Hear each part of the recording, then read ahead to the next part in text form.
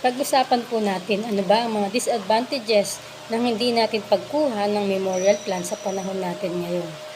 Una po, ito po ay isang alalahanin para po sa ating kapamilya na may iwanan. At wala rin po tayong choices kung saang lugar at kung paano po natin ito magagamit.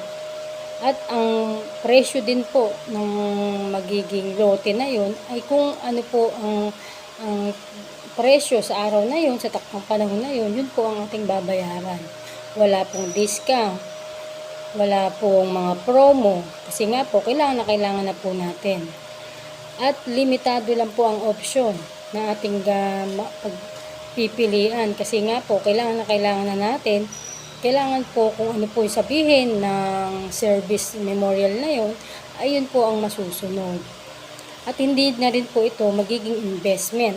Hindi niyo po ito pwedeng ibenta kasi nga po gagamitin na. Yan po ang mga dahilan na magiging sagabal at malaking problema, alalahanin para sa ating mga mahal sa buhay kung sakali po na hindi po tayo nakaprepared sa pagpaplano, sa pagkuha ng memorial plan o lupang paglilibingan sa atin at sa ating pamilya.